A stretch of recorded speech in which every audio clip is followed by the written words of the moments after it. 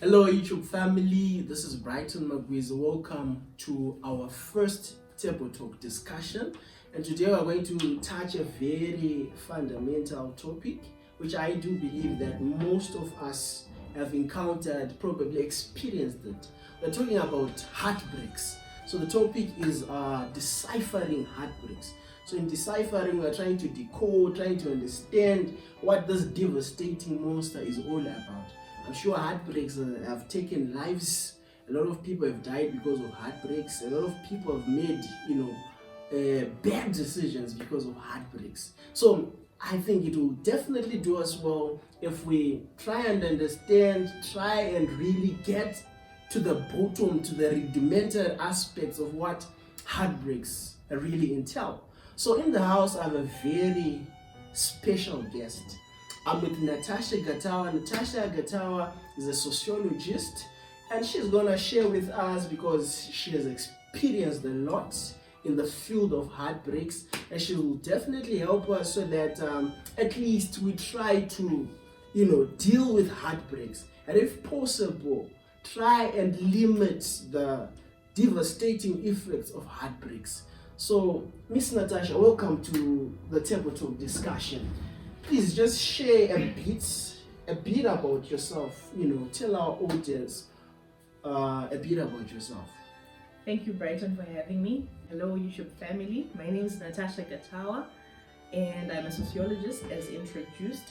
So over the years, I've had experience to work with different organizations.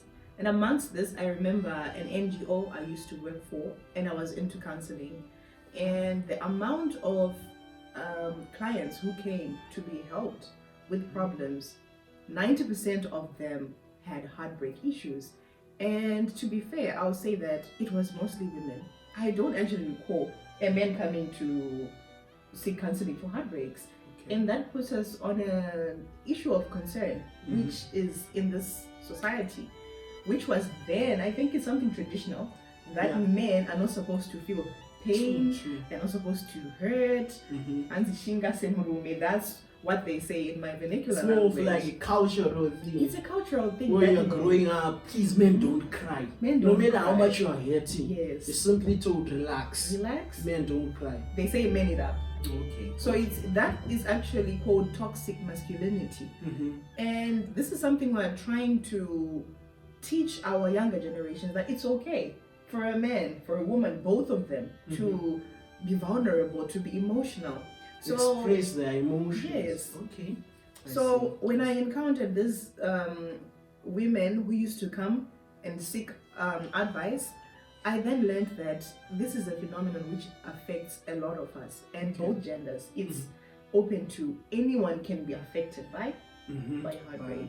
Yes. But I'm sure today we're really gonna zoom in to the type of heartbreaks which is usually associated with, the Umjolo pandemic. Probably have heard the words. People that are in relationships, because the young generation is definitely being affected by these issues. Because you date someone, before you know it, the person decides to ghost on you. You've heard that word where people are like, she decided to ghost on me, right? You know what I'm saying? So all these things have actually turned up to bring a whole lot of heartbreaks in this generation and in this era. So we're trying to help the young at heart, the young generation out there, to say, well, what are we really supposed to do when we get to a situation where a heartbreak strikes? Because from my own understanding, probably you can correct me, but from my own understanding, heartbreaks somehow have something to do with emotions. It's like emotions are being agitated. The emotional comfort has been taken away, ripped off. And what's left there is a flood of, of stress, a flood of hormonal imbalances. Talk of cortisol, the stress hormone that is being aggravated. Why? Because somebody that promised you, probably they tell you, I'm gonna marry you, right? By this year, I'm gonna marry you, and before you know it, you get a phone call Tendai is now getting married to so and so lady, and you know how it feels. You know, life is shattered. Please, Natasha, just explain to our viewers what's a heartbreak. What is it? What's a heartbreak? So there was a book I was looking at last week when I was just coming up with this presentation. It's by Elton Karua. Yes. He wrote so much about heartbreak, and I think that's a good book. By the way, that we should allow our youth to, not just youths, everyone possible to access it. So heartbreak by definition, I am sure there are a lot of words, but in a few, I would just like to say it's an overwhelming sadness caused by loss of a loved one. Now, this is equated to, heartbreak is equated to losing someone through death. But the difference is, someone who has died, you can come to terms with it. Like, I will never see them, they are gone, they're buried. But now you're talking about experiencing a loss, but that very person is alive and out there. They're in the world. So it's true what you're saying. It's emotions are disrupted. You are not in your comfort zone anymore. There is change. So that is overwhelming for a person, and that causes sadness, trauma. There are terms used to explain heartbreak. A crushing pain, like as if you're suffocating. And also on the very word, there is the word break, which I was very much interested in, showing the analogy of a glass. To say when a glass breaks, it shatters. So now imagine the intensity of your own heart being compared to something that can break. That means something very deep. Yes. Thank you so much. So here's what I'm getting here. For me, I see like three things, right, which I explain. Talk about, time, space, and attachment. These three fundamentals. These are the three things that are in question, whereby you're in a relationship with this guy that has promised you heaven on earth, and the person has really promised that they're gonna give you the whole world. I don't know where they think we are also gonna stay, but they promise you the whole world, right? Yes. And you're swaying to this person. So it's like there's the issue of time and space. So the presence of that person is what like brings the vibes, the feel-good hormones, because of the presence of that person. That person is in your space. And the more you talk to that person, the long conversations, on WhatsApp, the video calls, the late night calls, right? Then attachment kicks in. Attachment comes into play. So the three things now are well established: time, space, and attachment. And now a relationship is ongoing. So now you tell me, where does it really get wrong to say, well, now it has happened, the person has made a decision, they're now breaking up with you. Why are we supposed to be affected? Is it normal for someone to be affected with a heartbreak? And what's the advice? What's the takeaway message to our audience? Okay, thank you. So let's take it from the roots. We have defined heartbreak. Now let's talk about how it affects a person. Okay. Yes. Okay. It affects you mentally, physically, and emotionally. Three aspects. Three aspects. Emotionally, physically, and what? And mentally. Mentally. Yes. Okay. And I know some people are like, physically? Yeah, but I'm also wondering. This is very true. Okay, so let's start from the beginning. Now, when someone has broken up with you, see, you are mentioning things like long calls, bonding. Those are called bond builders. So there are things you do in a relationship which builds the bond, right? So those, let's spend time together, let's take a walk, let's talk, let's take pictures, those memories. You are building a bond, right? So now it says a heartbreak, it's two wooden sticks put together with glue, then they're broken. That means part of the other stick remains on the other. You understand? Please take us through the science part of a heartbreak. Okay. Yes.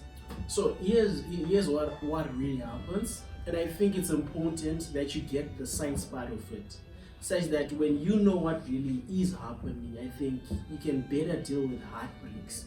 because you know how to control your emotional space.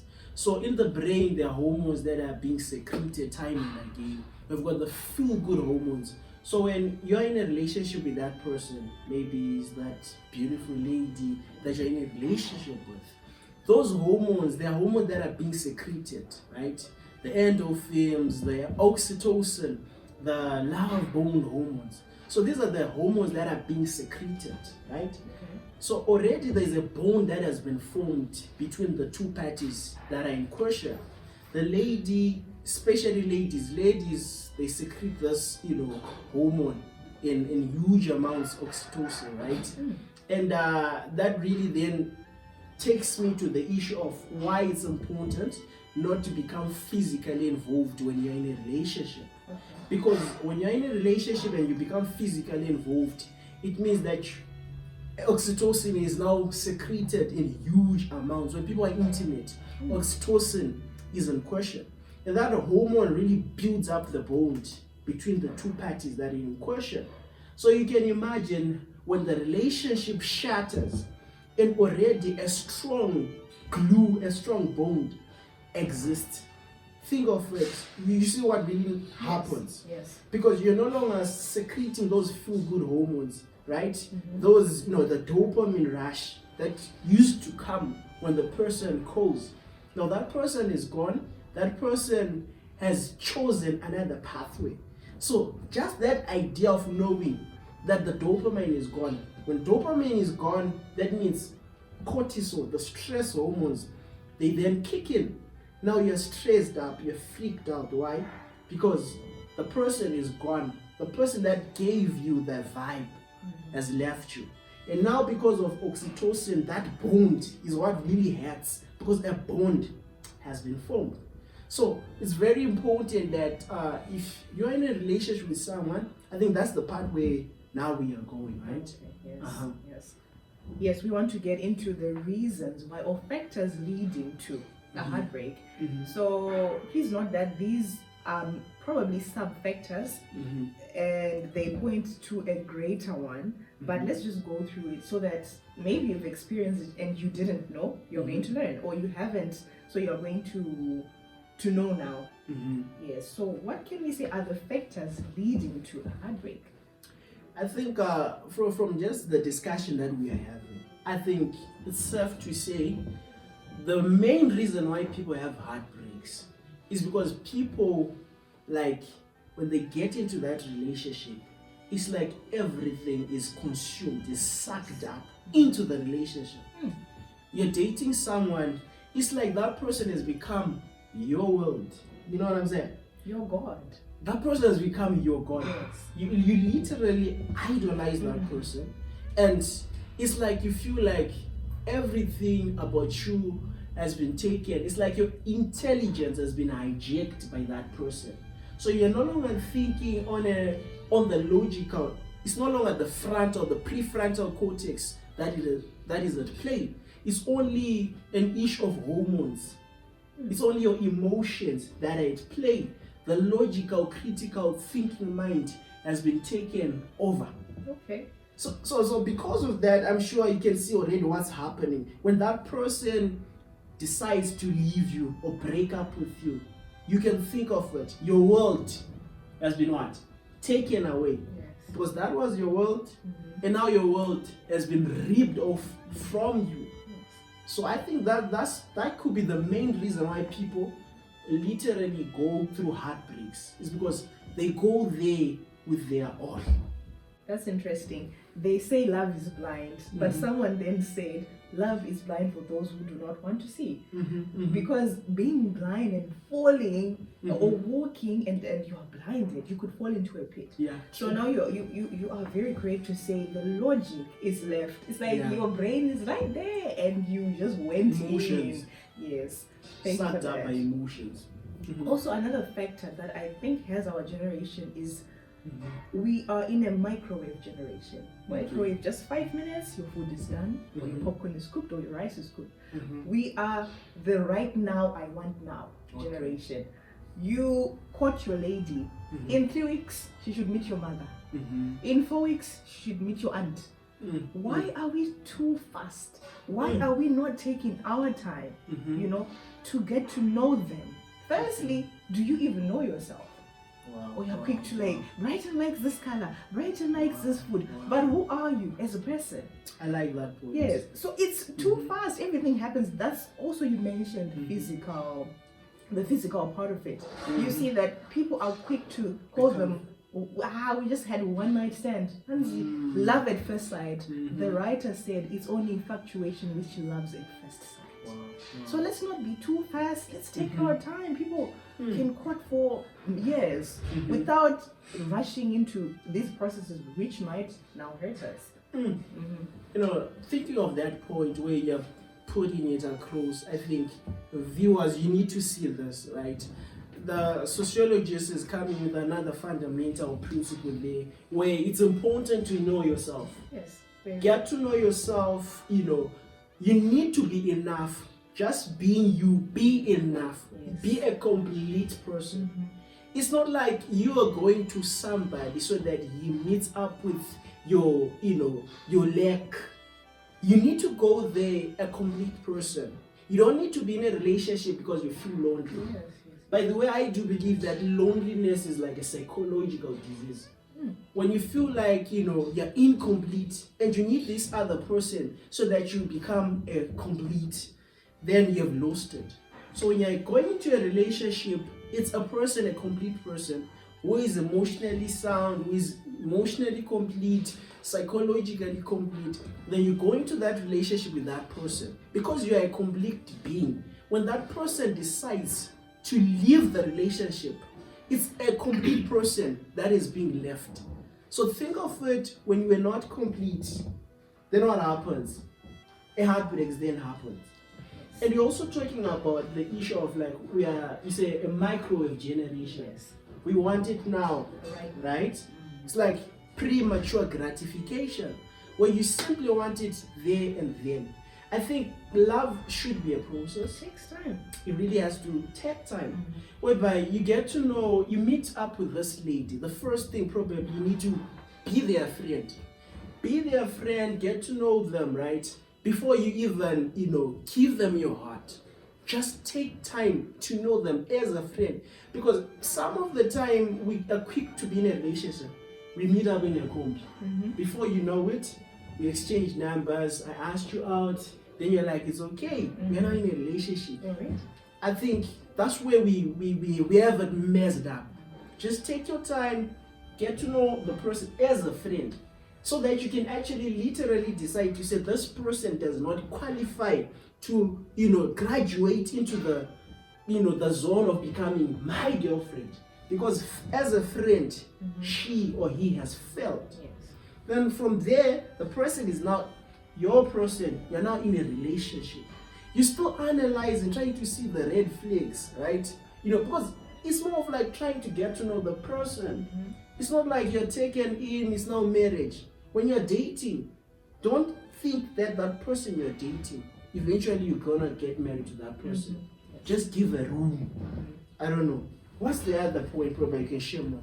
Okay, I would like to talk about something people barely address, the issue of childhood trauma. Okay. Past.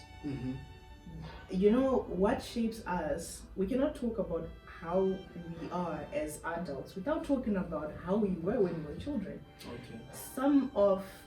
A lot of people out there probably went through abuse. Could be sexual, could be physical, could be emotional. They are carrying a bag, a suitcase of hurt, of trauma that is never addressed. They don't want to talk about it. They don't want to address it. They want to just hide it. You would be surprised how many people are married, but you'd find out that they were raped when they were kids. They never spoke about it. So now imagine something so detrimental, how it will affect you growing up. So this childhood trauma, if it's not addressed, you are going to bleed on someone. You are going to bleed on someone because you carry a pain with you, a burden with you that needs to go. It needs to go. If it doesn't, you are going to judge everyone from that. It based on that. Shouldn't be. Okay, maybe it's the childhood. Some people had good childhood, but you could have an ex who was abusive physically, who was all sorts of bad, and then now you meet someone else. It's very wrong to judge your current partner with your based on your ex. past. Like, this guy, I suppose is going to beat me because he has asked me why I didn't answer his phone. So you are going to be looking at Peter, but using Daniel's view. Okay, I see. so those things need to be addressed. So generally, we need to deal with our past. So before you go into a relationship with somebody, make sure that your past is done and dusted. Because once you've not dealt with the past, it's like you're bringing your subconscious programming into a new relationship. So already how you perceive things, your understanding of things is like based on what happened in the past. Now, because of what happened, if this person used to be, maybe he was all sweet, all nice, there was a certain treatment that he used to give you. This is the very same thing that you're expecting. And when you tend not to find that, I think already there's a problem in the relationship, because you are judging your past, right? You're trying to bring the past into the future. So I think, viewers, we need to be very careful out there, because those are some of the things that are bringing all these catastrophes, all these heartbreaks. If both of us prioritize each other, there is not going to be a heartbreak. But you find out that you are dating someone who is prioritizing their friends. They will go, if their friends call right now, let's go for a bribe, for a soccer match, they will cancel everything. Someone prioritizes gaming, FIFA, right? There's so many addicts out there, like video games. Someone prioritizes trading. You have not seen people when they're trading. They could do that the whole day and they'll be sitting there. So what is the priority? Are you a priority of someone? Or you are just that person, let me call them, it's been 3 days. You're talking about someone who checks up on you because they want to, not because you have shouted at them. You're talking about someone who remembers something that you like. Maybe someone will tell you, I picked this flower by the side road because I thought of you. So what is your partner's priority? Because once you are with someone who is not ready to make you a priority, there's a problem, because these days we find out that many youths they are with partners who don't want marriage, and yet they are ready and ripe. And this is something you noted to begin with, that this person is saying, me, I'll settle when I'm 40. Men can marry late, right? But you are 25. So this is why we talk about be objective. Put your priorities on the table. Do you want marriage in the next 2 years? Yes. Do you not? If it's not for you, then like you said, you are free to walk out. Yes. That's beautiful. Allow me to just go back to the point. I just remembered something when you mentioned that you should go into a relationship feeling that you are enough. You are not seeking to be completed by someone else. I remember growing up watching these fantasies, the Cinderella, Sleeping Beauty. You know how the prince would come and wear his heart on the sleeve and express that you are my world. So growing up, I thought, you know what? When I'm in my first relationship, I want someone to be expressing these things for me. And then I realized growing up, this is dangerous. Someone will tell you, I'll die for you. That's when you hear that someone was killed. Because this person literally was not enough on their own. You had to complete them. And I remember the first time I watched Elder Machado preaching, I was quite young. He said, don't wear your happiness like a sling bag. Don't let someone be your sling bag of happiness, because what happens with sling bags? Can be taken. Someone will snatch and run away. What are you going to do? Yeah. So yes, you should be enough. So that someone comes to complement you, not to complete you. Yes. True. So after all this is said and done, is there a way we can find healing after a heartbreak? Yeah, definitely. The healing process, it depends with an individual.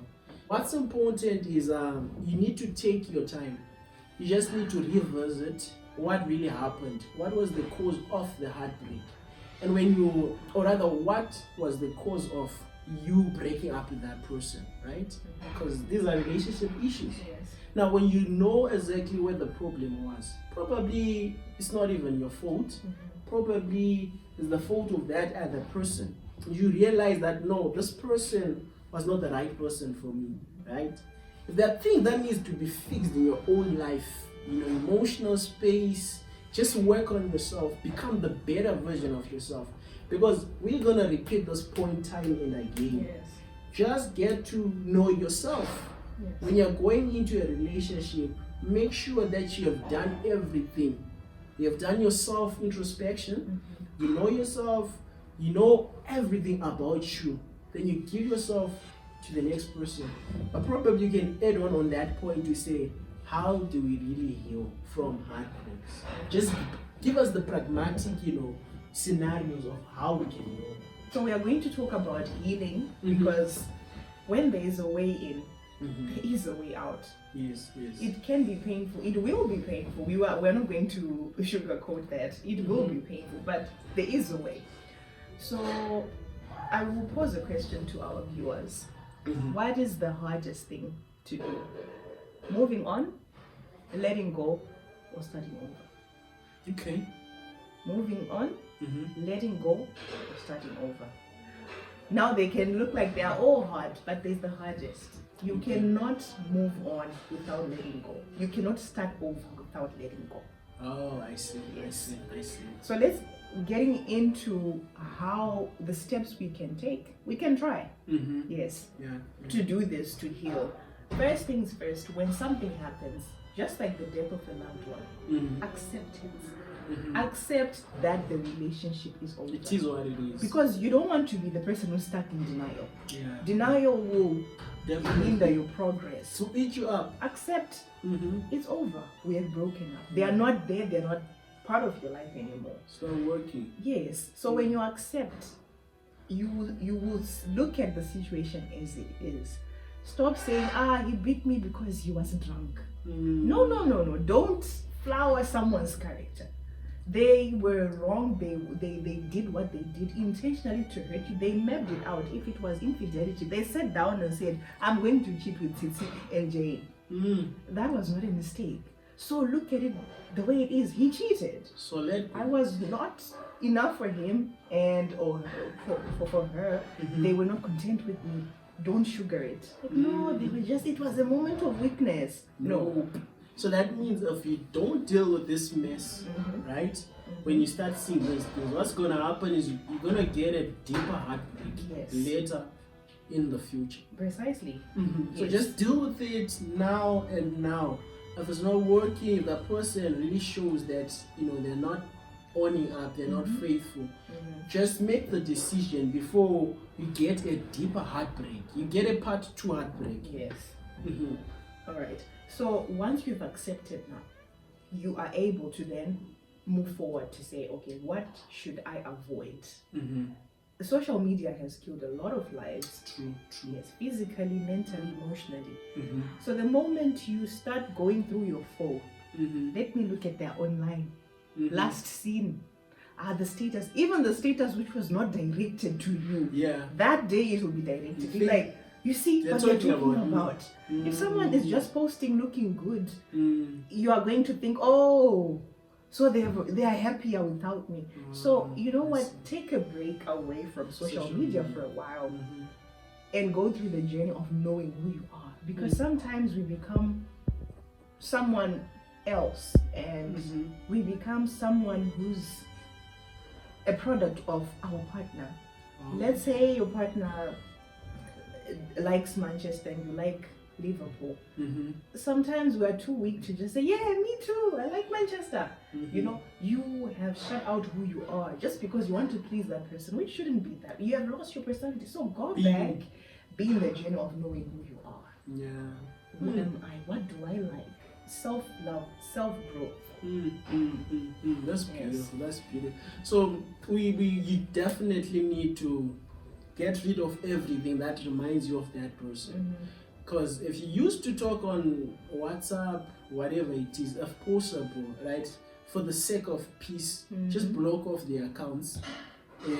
block those people from your social space, because the more you see what's happening in their life, right?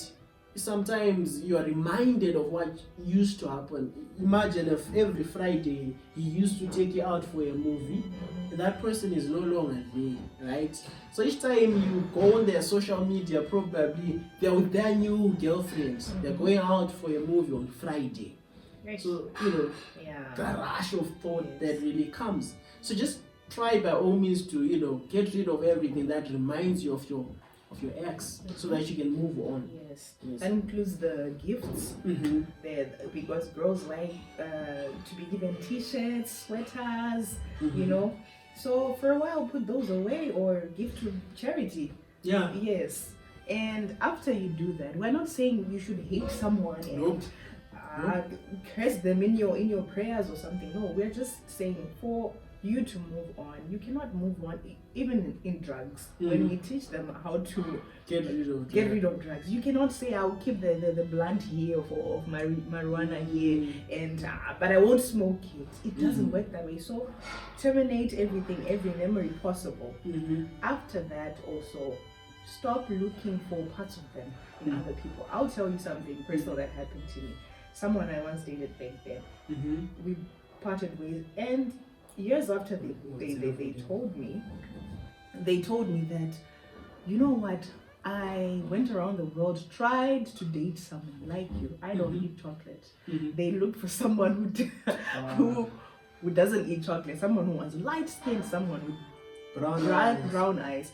But you know the danger of that. It wasn't me. It's not me. It cannot be me. Never. So the moment that you are trying to see Natasha, another in Susan, in Jane, you are going to frustrate not only yourself, but that person as well, because they are going to say, what are you trying to do?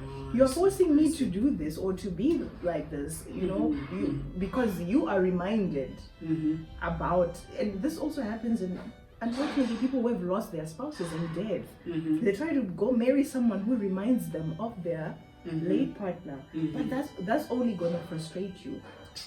So just meet someone and accept that this is a new person who comes with their own character, their own traits and personality. Yes. Thank you for that. And I'm just gonna probably as we come to an end of our of this program, I'll talk about the issue of attachment, right? I'm sure you realize that we spoke about you getting to know yourself. When you know yourself, you're going there, and you go there having your mind in check. You're using your brain. Yes, carry your emotions, but make sure you're using your brain. Now, dealing with the issue of attachment, most of the pain and suffering kind of is tied up to the issue of attachment. When you become too attached to a thing, right, that's gonna really spare out disaster. You need to make sure that you love, but try by all means not to be attached to the outcomes of the attachment. What am I saying? As human beings, we have got our weaknesses, we've got our flaws. So when you're getting into a relationship with somebody, just know that either of the two things is going to happen. Either that person is going to break up with you, or that relationship is going to end up in marriage. So when you're already expecting those things, then already you're not going to suffer a lot, because you're getting into the relationship with a full realization that Natasha is not an angel from heaven. I don't know if you're getting what we are saying here, viewers. Natasha is a human being. Already you don't know the subconscious programming that is entrenched in her mind. You don't know what she has been through. You don't know her past. So when you're trying to learn Natasha, give that benefit of a doubt. Give that room, that allowance to say, if Natasha proves beyond reasonable doubt that she is not the person, then it's possible to move on. But when you dive into the relationship without giving that leeway to say, probably Brighton might not be the person, what's going to happen? You're spelling disaster. Because when you realize that, you know what, after like 2 months of dating, you realize I've got this, nasty, ugly, my ugly character. When you're not willing to move on, right? Or if I break up with you, that's gonna shatter you and break you up. Yes. So be in a relationship, love that person, but always know that that person is a human being. Leave room for disappointment. Yes. Yes. Okay. So when you're expecting it, it's not gonna really hurt that much, because you gave that room to say, this person may leave me anytime. Yes. I don't know. Maybe in closing, what do you have to say to us, Natasha? I think we can just say we've had a very meaningful and important discussion. I hope that someone out there has benefited, and you're going to share this with other people who are in need of this information, because it's rare that people want to talk about pain. These days people talk about winning. Yeah. Yes, the wins, never the losses. Yes, beautiful. I'm sure to our viewers you have heard it all. We've come to the end of our table talk with Natasha, and I'm sure if you have questions, burning questions, please leave them in the comments section below, and we'll get straight to those, to those questions. Please share, like, subscribe. And once again, thank you, Natasha, for gracing this presentation. Thank you so much. Thank you so much, Bryson, for having me. It's been a pleasure.